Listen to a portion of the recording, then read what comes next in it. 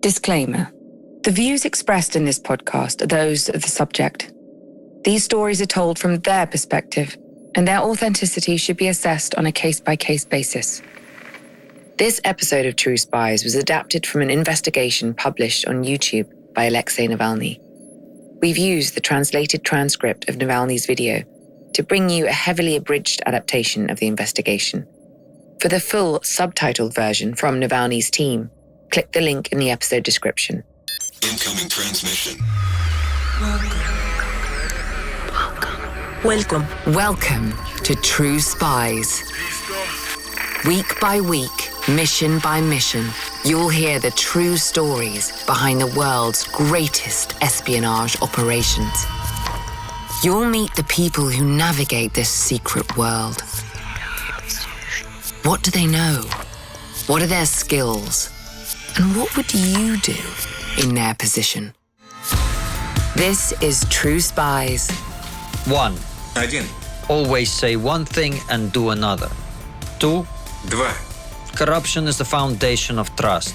3. 3. And the most important thing, there is never too much money. These are Putin's principles. These are the basis of the Russian state. This is True Spies. Episode 43. Putin's Palace.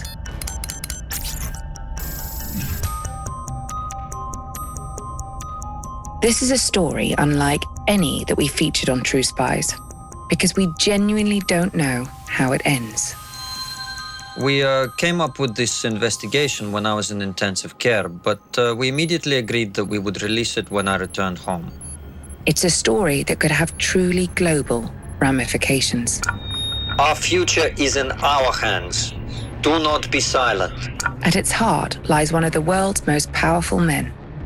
This man, in his craving for luxury and wealth, has gone completely mad. And the activist who's determined to bring him down. Hi, it's Navalny. On the 20th of August, 2020, Russian politician and anti-corruption activist Alexei Navalny was poisoned with Novichok, a Soviet-era nerve agent. To many, Navalny represents the only credible opposition to Russia's government. 44 years old, a lawyer and an anti-corruption activist, he spent over a decade loudly condemning its president, Vladimir Putin, who reportedly refuses to say Navalny's name aloud. Most Western onlookers, including several governments, believe that Navalny's poisoning is directly related to his political activity. The Kremlin does appear to have form for this. Listen back to episode 16 of True Spies, N is for Novichok, for a recent example. After displaying symptoms of poisoning while traveling on a domestic Russian flight, Alexei Navalny was medically evacuated to Berlin, where he eventually made a slow and painful recovery. There was a really unpleasant period in hospital when I just started to get out of bed. A chair was dragged to the sink. I sat on a chair to wash. On January the 17th, 2021, he returned to Russia, where he was immediately detained by the authorities for violating his probation on an earlier sentence, charges which his supporters say have been trumped up by the government. Shortly after his return, Navalny's dedicated team of activists released a truly incendiary video, an investigation into alleged corruption at the very top of Russian society. Corruption that they claim is embodied by one extraordinary building on the coast of the Black Sea, a $1 billion property that Navalny claims is owned by Russia's president and funded through nefarious means. President Putin denies a connection to the building. Arkady Rotenberg, a Russian billionaire with close ties to the president, has claimed ownership. Navalny's team have put in months of research and risked arrest to try and disprove that claim. And no, to our knowledge, Navalny is not a spy, not in the sense that he's employed by an intelligence agency. He's a politician, and like most politicians, he'll use anything he can to gain an advantage over his opponent. His investigation relied upon rigorous tradecraft to gather information that would discredit the sitting president. This is good old-fashioned dirt digging on an unimaginable scale. Navalny and his team convinced sources to talk, tracked down important documents, and even employed a little bit of gadgetry. These are skills that are familiar to spies, whistleblowers, and journalists alike. They're skills that you could learn too. Within 2 weeks, the film racked up over 100 million views on YouTube. That's well over half the world's Russian-speaking population. On the 23rd of January 2021, it sparked mass anti-government protests in several Russian cities. Since then, hundreds of protesters have been detained. The film was not only an investigation, but also a psychological portrait. I really wanted to understand how an ordinary Soviet officer turned into a madman who's obsessed with money and literally ready to destroy the country and kill for the sake of his chests of gold. Navalny was sentenced to nearly 3 years of imprisonment on the 2nd of February 2021. We've used an actor to represent him here, but the words are his, or those of a member of his team, translated from the original Russian. Returning to Russia was, realistically, never going to end well for Navalny. Not in the short term, anyway. So you might very well ask, why come back at all? We do not want the main character in this investigation to think that we are afraid of him, or that I would reveal his worst secret while I'm abroad. Because we saw what is considered impossible to see up close. We went where no one is allowed. We found out how, over the past 15 years, the biggest bribe in history is being given. The biggest bribe in history? Think about it. What might that look like to you? A few large attaché cases stuffed with cash. Ones and zeros on a Swiss banker's computer terminal? Think again. It is the world's largest residential construction project, the most secret and guarded facility in Russia, without exaggeration.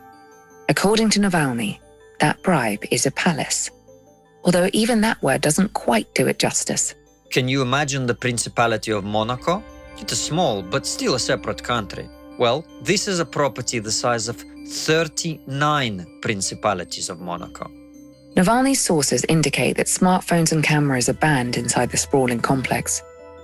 Arriving vehicles are meticulously inspected at multiple checkpoints by armed guards. And you'd be lucky to get that far. The palace, located on Russia's Black Sea coast, is almost impossible to reach by land, sea, or air. Not without permission, anyway. It looks like somebody really doesn't want the general public snooping around on their property. By now, you've probably got a very good idea of who Navalny believes that might be. The most devoted admirer of our work, the man on whose orders I was poisoned, Vladimir Putin. Vladimir Vladimirovich Putin is one of the world's most powerful men. He's also allegedly one of its richest. Nobody really knows exactly how rich, but those who guess count in billions, if not tens of billions. He's been at the head of the Russian government since 1999. This palace on the coast is, if it is his property, the most obvious expression of his vast wealth and influence. But behind the edifice of power, who is Vladimir Putin? And how did he get to where he is today? A big part of Navalny's investigation was dedicated to making that information public. In doing so, he hoped that the Russian people, many of whom venerate their president as the savior of a failed state, might begin to think twice about lending him their support. Navalny says if you really want to get to know Vladimir Putin, you need to go back to 1985, to Dresden, East Germany, a country in thrall to Soviet Russia. Putin, a petty KGB officer who now masquerades as this great spy, came to Dresden in 1985. He wants us to think of him as this cool infiltrator. It's true that Putin's made no secret of his time in the KGB, Soviet Russia's most famous intelligence agency. Among the various aspects of his macho public image, see topless horseman, judo champion, swashbuckling archaeologist, suave super spy fits in rather well.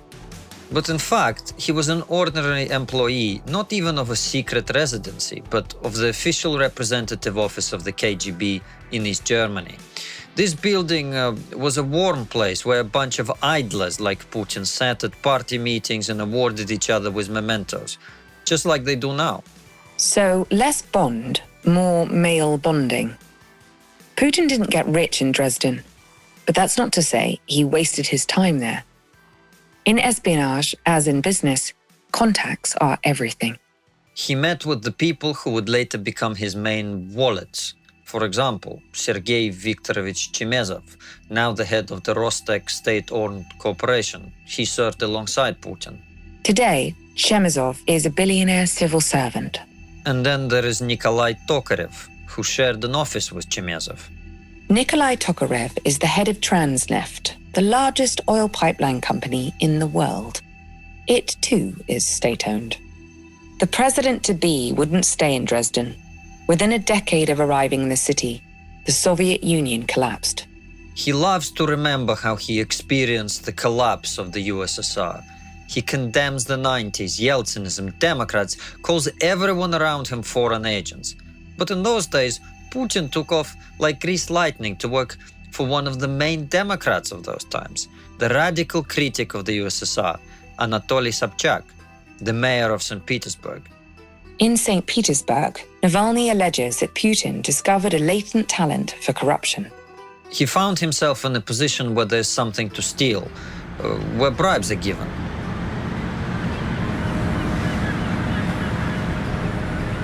St. Petersburg seaport was a bustling center of illegal trade in the early 90s.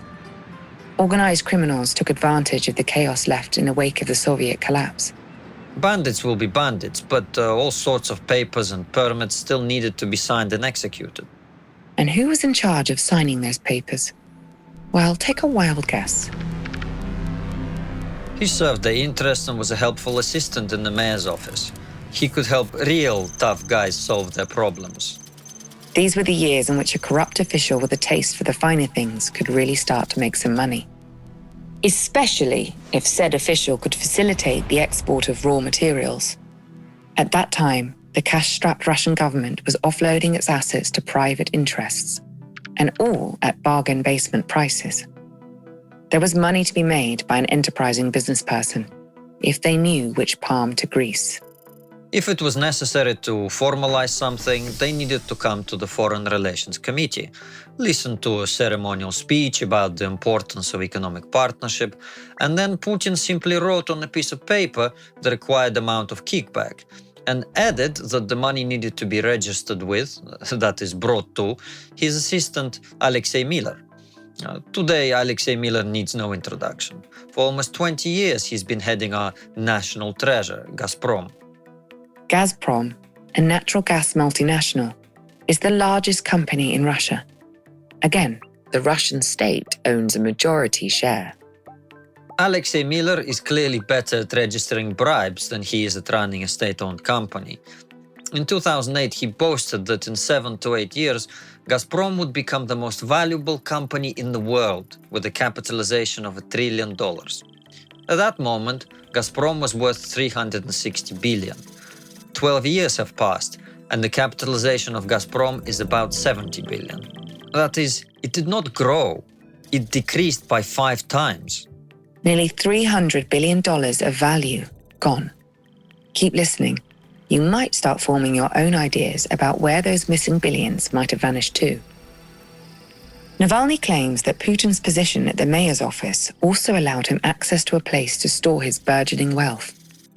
The Rossiya Bank was founded in St. Petersburg by the Communist Party. But in 1991, the party ceased to exist, and the mayor was ordered to reorganize the bank, managing its assets and creating a normal commercial structure that would help the city's economy. The mayor delegated this role to one of his most promising protégés, Vladimir Putin, who proved himself more than capable. In the early 90s, Russia was just a small bank controlled by the mayor's office, and now it's this giant banking monster that serves the country's main corrupt officials and keeps Putin's personal money too. As the turbulent 90s wore on, Putin's star continued to rise. Eventually, a contact from St. Petersburg secured him a job in Boris Yeltsin's administration. Eventually, he took on a role which involved monitoring corruption within the government. What an irony. The main corrupt officials of those times pondered who should be appointed to the position of inspector in administration, who will check but diligently ignore corruption. Putin continued to climb the ranks. In 1998, Navalny claims that the future president was summoned back to Moscow from a 6-week holiday in Cannes to take over as head of the FSB, Russia's domestic intelligence service. We are surprised at the current degradation of special services and rampant corruption. But why should we be surprised if already in 1998 an official whose family has been living for a month and a half in a hotel on the French Riviera was appointed head of the main special service? It's clear that thieves like him made him the director of the FSB so that he could solve their problems.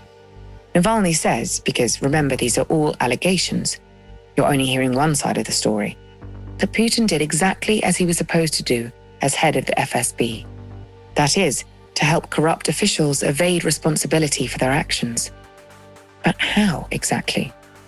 Well, here's an example. The FSB knows several ways to neutralize a whistleblower. Alexei Navalny believes that some of them involve toxic chemicals, and some of them involve compromat, compromising material. The then Prosecutor General Skuratov was gunning for the Yeltsin family, accusing them of theft and bribes. To neutralize Skuratov, the FSB organized a whole operation, the result of which was the showing on federal television of the famous tape with a man similar to the Prosecutor General. The broadcast came with a helpful disclaimer for citizens of a delicate disposition. You will now see a man very similar to the Prosecutor General of the Russian Federation in the company of some call girls. We must warn you, this should not be watched by people under 18. The hapless prosecutor came under immense pressure to resign. Which is what happened. Skuratov was removed from office. The corrupt Yeltsin family was saved. And literally 4 months later, realizing that they could not find a more reliable and appropriate person and spirit, it was the Yeltsin family who made Putin the successor. First the prime minister, and then the president of Russia. 2 decades later, he still is. All these are old, well-known stories described by journalists, not even many years later, but right during Putin's service in the St. Petersburg mayor's office. There were scandals, parliamentary investigations, and reports on corruption all around him. The newspapers wrote about Putin. These days, writing critically about Putin inside Russia might be considered foolish, or at least ill-advised. Which is why it's so remarkable that, if his report is to be believed, Navalny risked exposing one of the president's most valuable and controversial assets, the palace. As soon as Putin established himself in power, after he subjugated television and the courts and established a system of electoral fraud, the largest operation to seize and milk Russia began. It continues to this day. A gang of bribe takers and crooks from the St. Petersburg mayor's office seized all the key posts and declared themselves brilliant managers and saviors of Russia. But despite the fact that our heroes got suited up and surrounded themselves with hundreds of guards, the key principle has stayed the same since the 90s. You want to steal from the budget and milk state property? Okay, but share with Putin. In St. Petersburg, Putin wrote relatively small amounts in dollars on a piece of paper and Alexei Miller collected them for him. This time he wrote a word on a piece of paper. And that word was palace.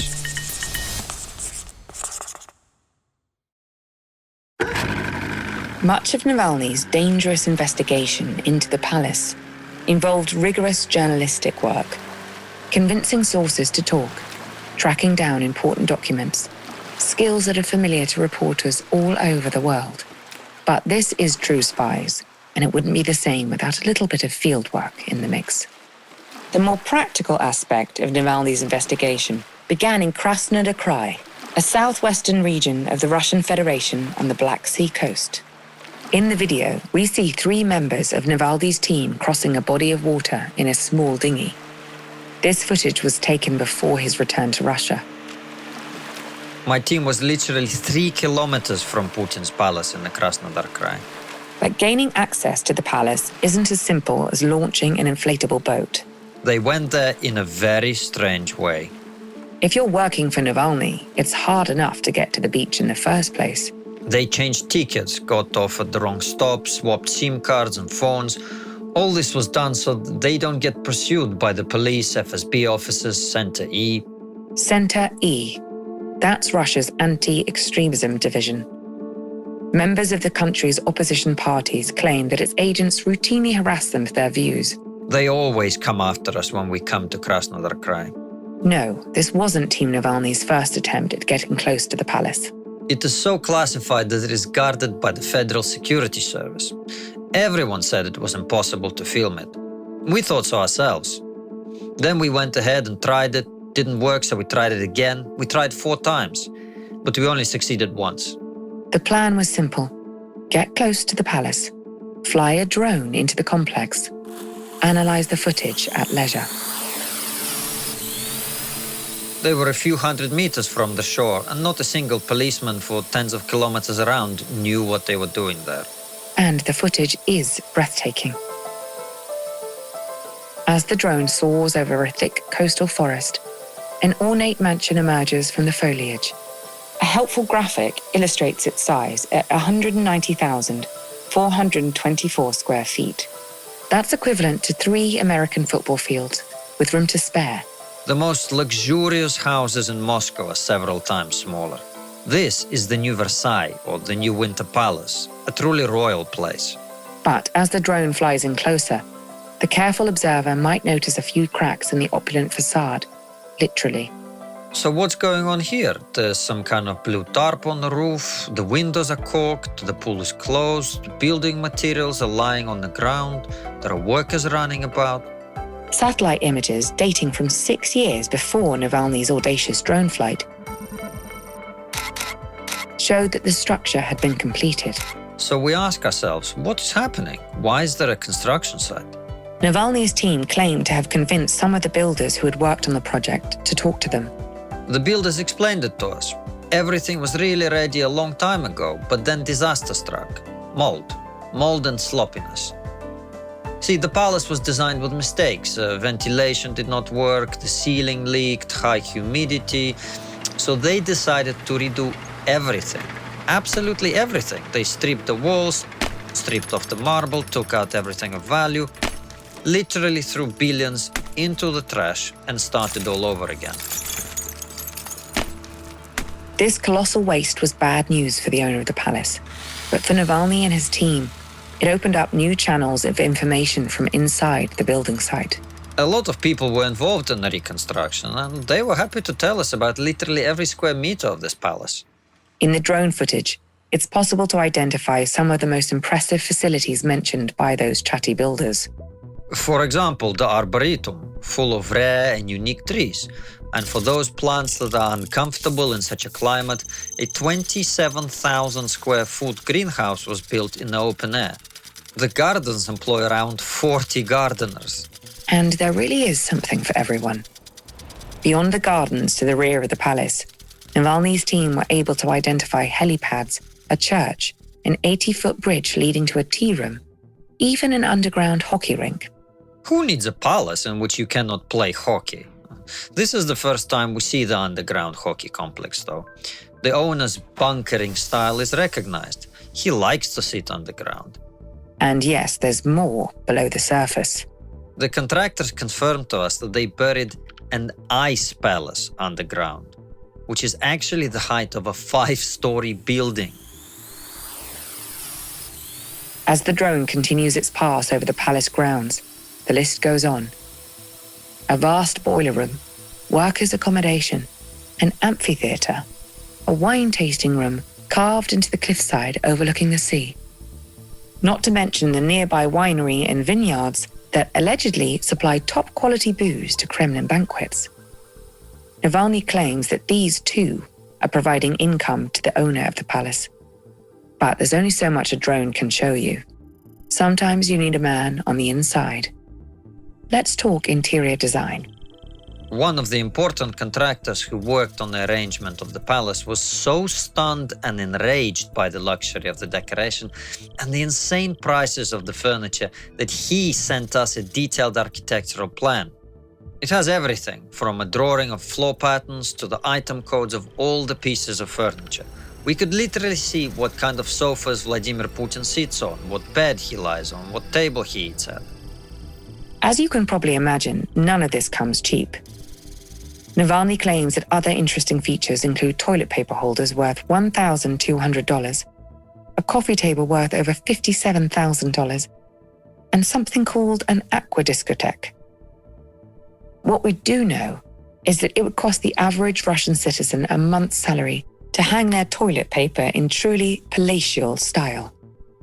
Navalny and his team claim that they were able to verify the disgruntled contractor's intel by cross-referencing the architectural plans with images from an earlier leak about the palace.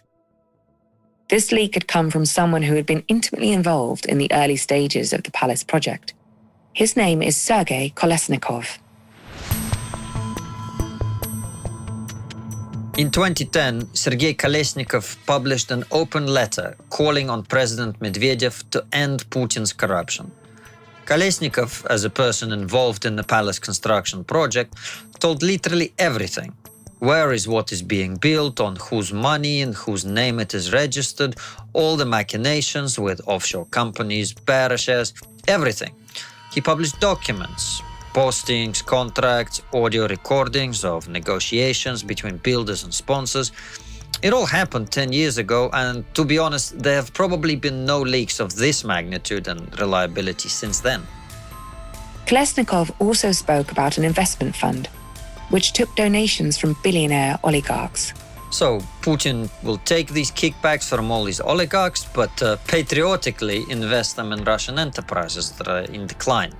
Then he can take credit for it and earn political points. But they also agreed that a palace would be built with this money. For what it's worth, the oligarchs who invested in the fund denied that they knew exactly where their money was going. And when the investment fund was first formed, money really was invested in Russian industries and infrastructure. After some time, the main liaison from Putin and the person in whose name the palace was registered gave the order to shut down all investment projects except for the palace. After that, Navalny claims, the investment fund functioned as a giant wallet. Oligarchs put money in. The palace sucked it out. A few years later, the story told by Kolesnikov was confirmed by the famous Panama Papers. And further investigations claimed that this wasn't the only money-making ruse to contribute to the palace coffers. Journalists discovered that our state bought expensive medical equipment at a price much higher than the market price. The difference between the prices remained with the intermediaries, who eventually transferred it to the accounts of Lanfranco Cirillo, the Italian architect of Putin's palace. So we literally paid taxes in order to treat those who fell ill with this money, but they took the money and spent it on Putin's palace. So thank you very much. But as we know, neither this leak or the 2010 leaks stopped this multi-billion ruble construction project. If Putin wants a palace, Putin will get a palace. But things couldn't go ahead completely unhindered. The owners of the palace needed to wash their hands of the scandal. So, the palace was sold. It was purchased by a businessman with links to Putin's inner circle. Alexander Ponomarenko gave several interviews where he said, "Yes, I bought it for myself. I will build a hotel there." And he even confirmed to reporters that he bought the palace for about $350 million. He also mentioned that he registered the purchase to his Cypriot offshore company. This is the kind of detail that a good investigator can work with. We opened the financial statements of this offshore company to verify the sale. We find 2011 and see that there was indeed a purchase. But the palace was bought not for $350 million, but for $350,000, or 10 million rubles at that rate. That's the price of a 2-bedroom apartment in suburban Moscow. So this is an absolutely fictitious deal. They did not even bother to transfer real money. They simply appointed a special rich man who will be considered the owner of the palace. As a result, Today's casual observer would find it difficult to draw links between the owners and managers of the property and Vladimir Putin. But Navalny continued to do his homework. For every individual linked with the palace in 2020, through management roles, funding or otherwise, he claims that he always found links with the president. So, no matter how much we get told that this object belongs to a certain businessman, this is a blatant lie. And he didn't stop there. He says that he was also able to identify the hand of the Russian state itself in the winding paper trail that leads to the palace. The land around the palace complex is 68 hectares, but the surrounding territory is about 100 times larger. This land plot, forests, mountains with an area of 7,000 hectares or 753 million square feet, belongs to the FSB, the intelligence service. Navalny claims that in 2020, the land was leased by the FSB to the company that owns the palace, ostensibly for research and educational activities. In fact, it's to create something like a buffer around Putin's palace, so that no one can, while accidentally walking through beautiful places, come too close to the fence of the secret object. And that buffer doesn't just count on the ground. Usually, in order to go to sea on any boat, be it an inflatable boat or even a yacht, you need to follow a simple procedure. You call the local border department of the FSB and notify it about your plans by phone. Normally, it's a formality. You can fish and swim pretty much anywhere. But not here. In Navalny's video, we see a member of his team making a call to the FSB's border department. It goes something like this. We want to go from Janhot to Krynica, around that area. Okay, that's possible under strict conditions. Do you know Cape Idakopas? Sort of. Is it after Parus Rock? Yes, after the rock. There's a large cape. You will have to go around it by a mile. A mile? Was there an accident there? No, we just request that you go around this particular section by a mile. Please keep your distance. Is it always like this? Always. So, because of Putin's holiday home, all fishermen are simply sent around it by 2 kilometers from the coast. And all this is so that no one accidentally sees up close what is built there on this Idakopas Cape. And unless you've managed to sneak a drone across to the cape, you can't visit the palace by air either. Above it is the official no-fly zone URP 116, just like with nuclear power plants or secret military facilities. Helpfully, the Russian Ministry of Transport was able to provide Navalny with the address and telephone number for those who enforce the no-fly zone. So we thought, let's Google the address. And it turns out that it's either an online store that's responsible for the no-fly zone or the border directorate of the FSB for the Krasnodar Krai. Which do you think is more likely? And perhaps there's only one reason that the FSB would establish a no-fly zone over what is, ostensibly, a private residence. This is the palace of the very person for whose safety the FSB is responsible. Thanks to Alexei Navalny, we know a little more about who Vladimir Putin is, and if he is the true owner of the Black Sea Palace, how he might like to live. And if Navalny's findings are reliable, they suggest that Putin could be using the full power of the Russian state to obfuscate and secure his assets. But how would the president fund such a project? In his video, Navalny dives deep into what he claims are the machinations of Putin's alleged business partners, how they divert funds into the president's pockets using shell companies, tax-free non-profit companies, and private accountancy firms. It's just like in the books you read about the mafia. Putin's businessmen pay tribute to their boss, who spends this money at his own discretion. Many of those businessmen have something in common. They worked in St. Petersburg in the 1990s. They had dealings with the mayor's office. Others knew the president from his time at university. These contacts head companies that are partially or completely owned by the state.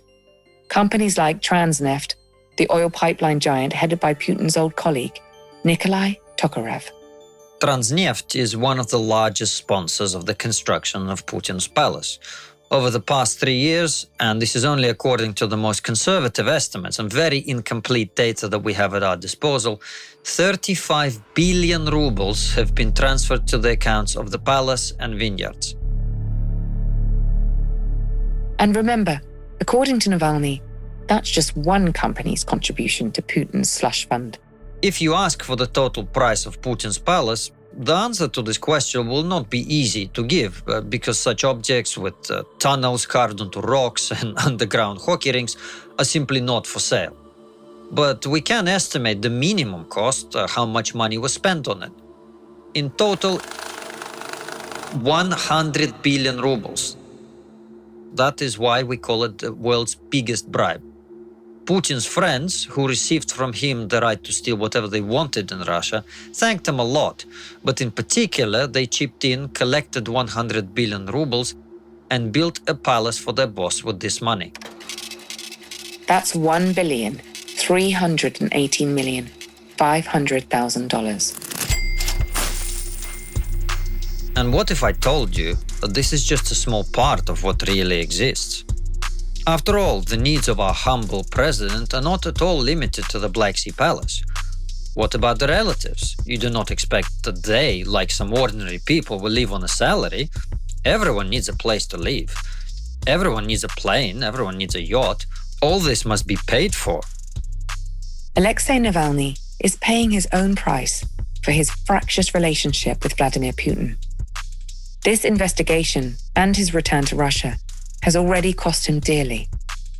On the 2nd of February 2021, Navalny was sentenced to nearly 3 years in a Russian penal colony. Outside the courtroom, protesters jostled with security services, demanding his release. The palace investigation has certainly helped to boost his profile, both internationally and among voters. And at his next press conference, Putin himself will declare, as usual, this isn't an investigation, it's a legalization of the materials of American secret services. There's no doubt that American intelligence services have a presence in Russia. But as far as we can tell, Navalny and his collaborators have only used the resources that are available to a diligent team of journalists and private investigators. In fact, his movement claims transparency is a cornerstone of its philosophy. It's certainly not a quality that governments always hold in high regard. Vladimir Putin denies all allegations made against him by Alexei Navalny. The great Russian writer Leo Tolstoy once very clearly described the structure of power in Russia. The villains who robbed the people gathered together, recruited soldiers and judges to guard their orgy. And now they are feasting. According to Navalny and his colleagues, the spirit of Tolstoy's Russia is very much in vogue. The villains robbed the people. They recruited judges, the National Guard and FSB officers to protect their palaces while they themselves sit and play in their personal casinos. And they will never voluntarily leave power. They will never have enough. On the contrary, they will steal more and more until the whole country is ruined. Russia is still selling oil, gas, metals, fertilizer, timber in huge quantities, and the income of the population keeps declining. We don't know how this story will end. But after Navalny's January 2021 arrest, ordinary Russians took to the streets to protest in significant numbers, and Russians have toppled their leaders before. We will only live normally when we stop tolerating officials who steal, stop re-electing them. And if they refuse to hold fair elections, then we'll take to the streets and remove them from power that way. We have reached a point where it is no longer a group of people who rob the state. The state itself has turned into an instrument of theft. The good news is there's still many, many more of us than there is of them.